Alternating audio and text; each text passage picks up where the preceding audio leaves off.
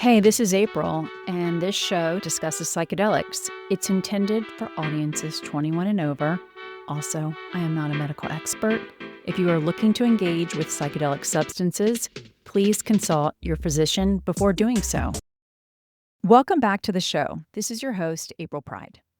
Tonight's episode comes from a live psychedelic salon at Town Hall, Seattle, last spring, and the panel is one I've wanted to bring to the show since I started the series. We talk a lot on this show about midlife. Tonight, we go further out into what psychedelic medicine looks like for people in their 60s, 70s, and beyond.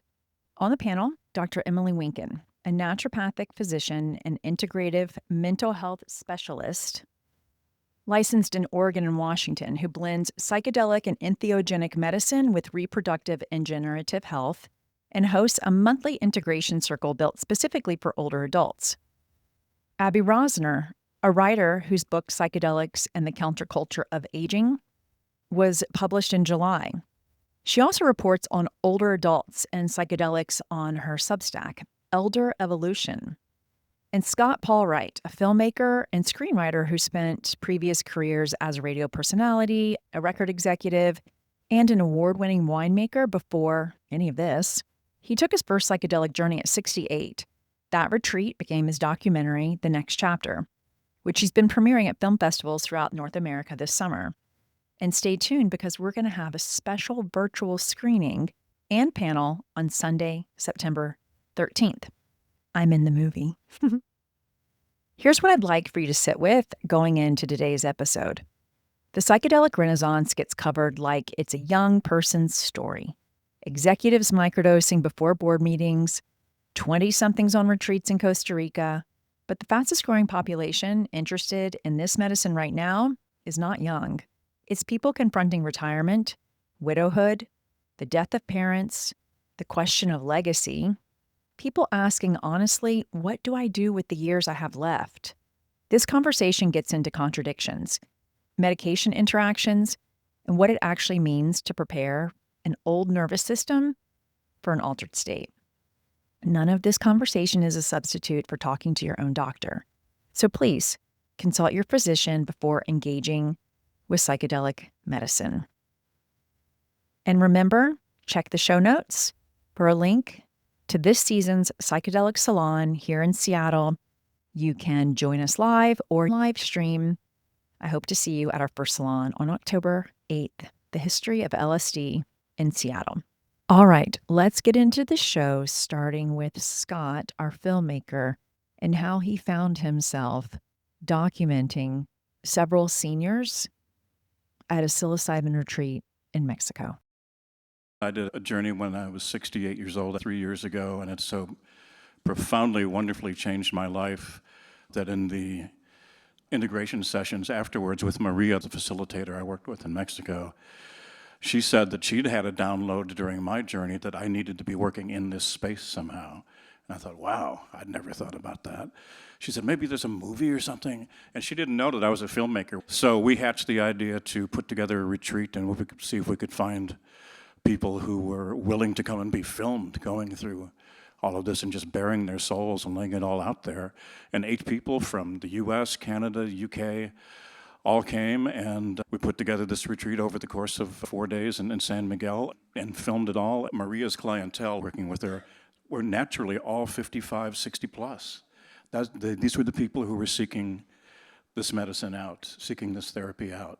What did you tell me about the preparation of older adults and how that really contributes to there not being as many bad trips? When I talk to a lot of older people about their interest in psychedelics and the topic of bad trips always comes up, I'm really happy to assure them that just like they've grown and matured and gained all this experience and knowledge and wisdom over the course of the many years since their bad trip, the psychedelic field has also grown and matured, and we now have, through hundreds of clinical trials, really tried and true methodology for how to work with these very powerful, what I call sacred medicines, so that if you pay attention to the issues of set and setting, to have a conducive and safe mindset and safe setting, which also involves working with a facilitator to prepare and to be accompanied through the journey and then to integrate the experiences at the end, the chances are that there's going to be a bad trip are minimized. And so that's really what I feel like is one of the more important pieces of information that older adults can understand, that really that concern is based on a past experience where we just were maybe reckless, let's just drop acid and go to a concert, whatever. And I think as older adults, when we come to these experiences, we're much more intentional.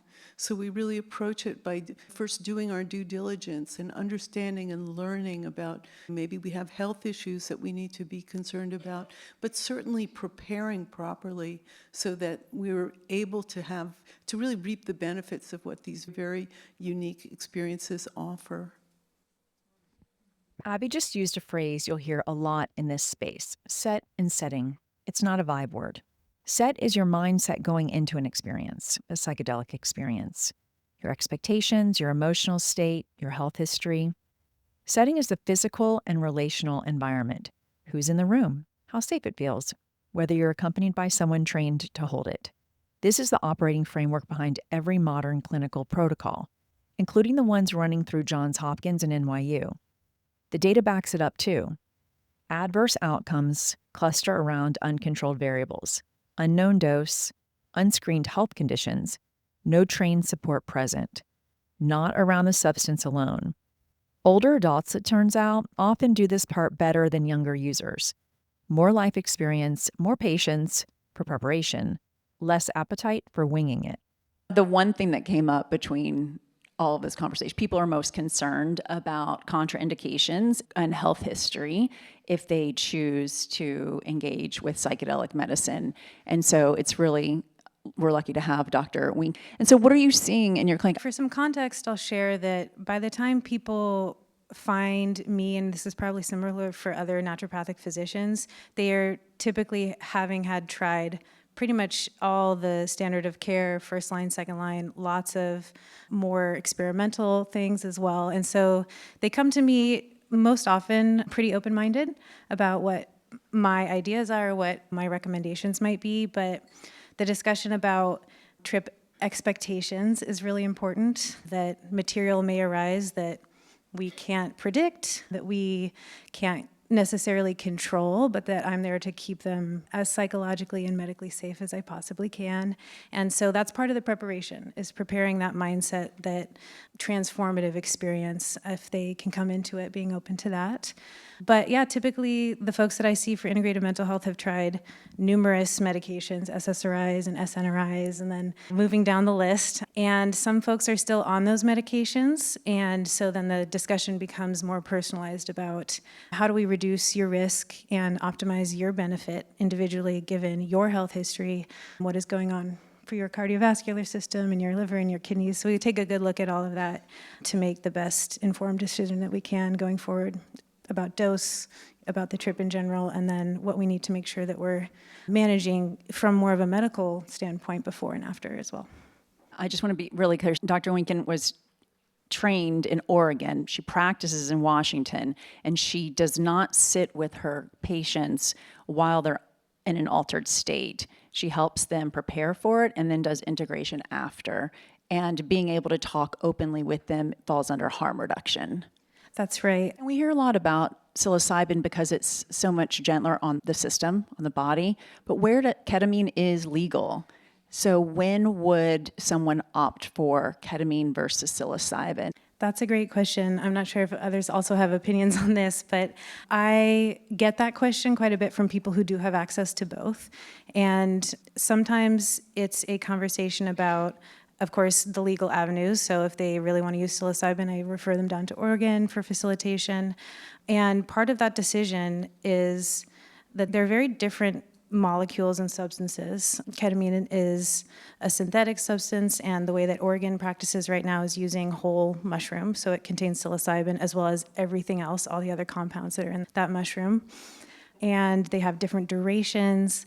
What I do share with folks is that ketamine has been used as an anesthetic agent since the 1970s. So we just have a lot of literature and comfort with it in the medical community. We know a lot about its safety profile in combination with other medications and for all age groups. I want to add a harm reduction note here because Dr. Winkin moved past it quickly. If you're on an SSRI or an SNRI, and considering psilocybin, the honest science says two things at once. First, most people on these medications report a blunted experience, less intensity, sometimes less color to the whole thing, because chronic use of these pharmaceuticals downregulates the same serotonin receptor psilocybin binds to. Second, newer trial data is mixed on whether that blunting actually reduces the therapeutic benefit.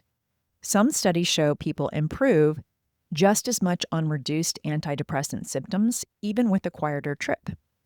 Whereas ketamine's history is thoroughly documented for decades. It's been an FDA-approved anesthetic since 1970, used safely across age groups for over 50 years, yet its depression-specific use, the nasal spray version called Spravato, only got FDA approval in 2019. Different molecule, different legal status, different risk profile. Neither is safer by default. It depends on your medication list, and that conversation belongs with your prescriber. Meaning making, that is a big topic for Abby, and why in your book you interview 36 individuals and about their experience with all types of psychedelics. Later in life, it's about like, what have I done? Why did I do it? Who am I? So meaning making, talk to us a little bit about that. I've been giving this a lot of thought lately about it seems like there's an organic transition as we enter in our 60s and our 70s, where we're moving from being concerned about our careers and all the achievements to really doing more of a deeper dive to think about the themes in our lives, where we found meaning, and also have we lived our authentic lives? And asking these questions, certain people are finding their way to psychedelics to have that kind of expansive experience, to find answers. And what happens in many cases is that when you create this open space and you have experiences with these medicines, things come up that are things that we might have repressed for most of our lives, having to do with the responsibilities of raising a family or having our career. We haven't been able to give expression to certain desires and parts of ourselves. And so in older life, we find that we really want to be able to give expression to those things. In my interviews with all these people, there were as many motivations as there are people. Everyone had their own individual take on this, but there were themes that arose, and I think that a lot of people felt that they wanted to do healing, to heal the issues that they'd been carrying around with for decades, for most of their lives. And they were like, if not now, when? I really wanted to finally have peace in my older years. So these are some of the things that arose as I interviewed with these various individuals. Scott, at age 68, what was your motivation? Why did you say yes to this? Like probably everybody up here and most of you out in the room, I read the Michael Pollan book and said, okay, I got to check this out. That was my motivation. I knew there was something there interesting to explore, and I knew I wasn't living my best and fullest life, and I'd been repressing a lot of stuff. I wouldn't be able to be sitting here in front of you if I hadn't gone through what I'd gone through. I was unbelievably shy, introverted, less than, outwardly successful, had all these glamorous careers and stuff, but I was pretty dead inside. So I was willing to finally, okay, open myself up. Let's crack this open and see what's going on in there. That was my motivation. The retreat was all people looking for what's next. These were all people going into the final third of their lives.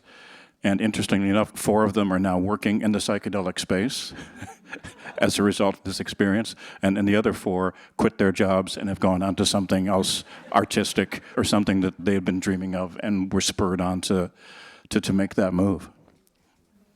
Okay, so it's been 3 years, Scott, since that experience. And integration, who would like to explain what integration is on the panel?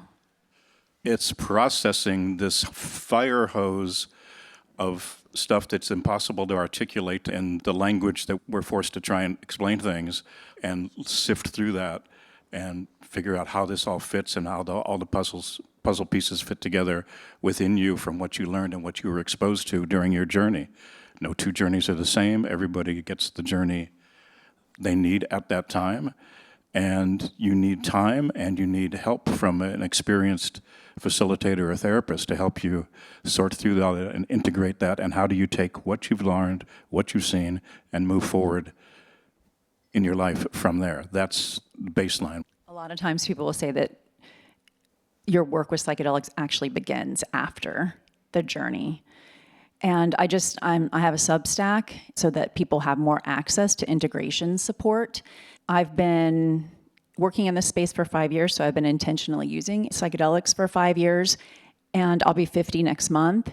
And it's a year for every decade, I feel, is what the integration has been like to unwind stuff. So this is not, okay, I had the experience, I'm gonna meet with my therapist, and then I'm gonna be integrated.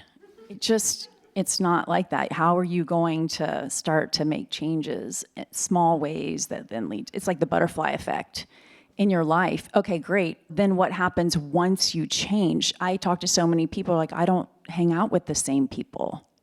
I don't connect with them in the same way. I'm starting over again. I didn't expect that to happen.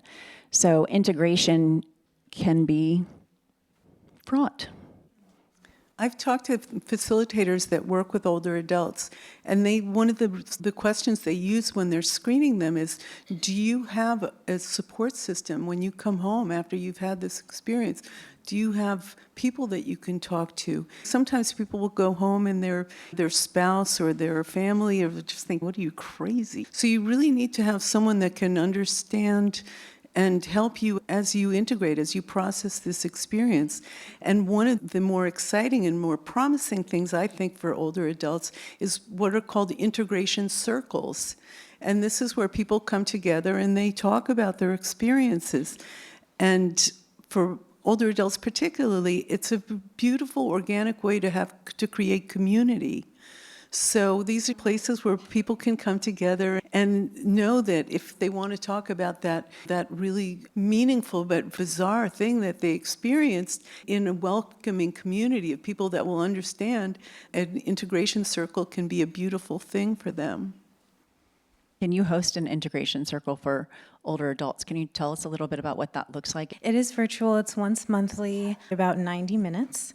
And what we emphasize is the community building, coming together, the act of being witnessed and being heard as an important feature. And then there's usually like a little prompt I have, or a way of organizing maybe some of what we're thinking about together. What I'd like to share is the diversity of ways that people do find to integrate meaningful experiences in their life. Honestly, psychedelic or otherwise. They'll share art, writing, photography, taking a walk in a more mindful way, noticing what they notice, sharing things outwardly, or exploring a new kind of internal way of knowing themselves more deeply and gaining some self-understanding. There's tons of different ways that people describe noticing that something has shifted and leaning into it. So I think that's a really important feature of integration, and it can pop up anytime. Sometimes people sit down and like, I'm going to integrate it now, like you were talking about, but the majority of the time people share that it kind of lands upon them and they have a new perspective and they realize, oh, this is about. Do you see that, because your integration group is for older adults, is there a theme of what the meaning that they're trying to make or what they're looking for in the next decade or two of their life? I think that the majority of older adults I work with are wondering about how can I transmute some of what I've been carrying around for a long time, maybe recognize it a little bit more clearly because I haven't had the time or the opportunity to do that, and realize, okay, I actually want that I want to shed that, or I want to move it around somewhere so it's not as front and center in my life. And they're opening up towards show up in my more authentic self. What can I do to be a little bit more me? And a lot of people are wondering, what does that look like for my activity and community and giving back and resisting the isolation. So what can I do to connect and make sure that connection is a really primary part of my life now? Before we move into the next part of the conversation, integration circles exist because isolation among older adults is not a soft concern. It's a measured public health one. The Surgeon General's 2023 advisory put social isolation among older adults at roughly $6.7 billion a year in excess Medicare spending. And chronic loneliness raises dementia risk by close to 50%. That's the backdrop against which a monthly virtual circle, people showing up to be witnessed, starts to look less like a nice add-on and more like clinical infrastructure. I had asked a question when we were preparing. What's a question that you get from older adults that you don't necessarily get from younger adults? And I love Dr. Winkin's answer. She was very diplomatic. Do you remember what you said? I said it was easier for me to describe by comparison. The younger adults that I work with sometimes are wondering, what about me can I fix? They're very focused on a problem that they have and finding a solution to that. But it was age appropriate, developmentally appropriate. And so that's what helps to cast an acknowledgement of the difference of working with folks who just have more life experience and are thinking about different things and coming towards a big experience with different questions. Yeah, what I took from it was younger people are my job, and older folks are like, okay, how am I giving back? What's my role been in my community? What's my legacy here with others that I care about? The shift Dr. Winkin is describing, younger clients asking, what can I fix? Older clients asking, what's my legacy? Tracks almost exactly with something psychologist Erik Erikson named decades ago. Generativity versus stagnation in midlife. Giving way to integrity versus despair in later life. Psychedelics didn't invent this developmental turn. They appear to be accelerating access to it. But I think that as we're entering older life now, we are encountering a society that really doesn't make space for the experience of aging. We're basically told, don't get old, stay young, anti-aging, and we're the generation that revolutionized youth. So we're really very comfortable in our youthfulness. But we're experiencing this dissonance because for all our youthful attributes, we're getting old. And our bodies are getting old. In Buddhism, they talk about the three messengers: aging, illness, and death.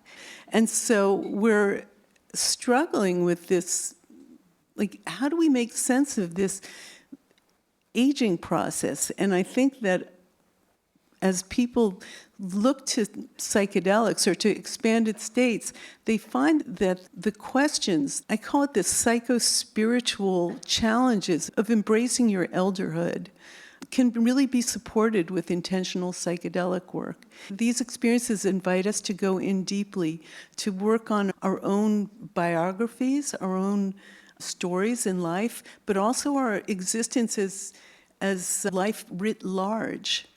And as I interviewed these 36 older adults, they were telling me over and over again that because of these experiences, they were finding that their older life was actually the most wonderful, happy, joyous time, meaningful time of their lives.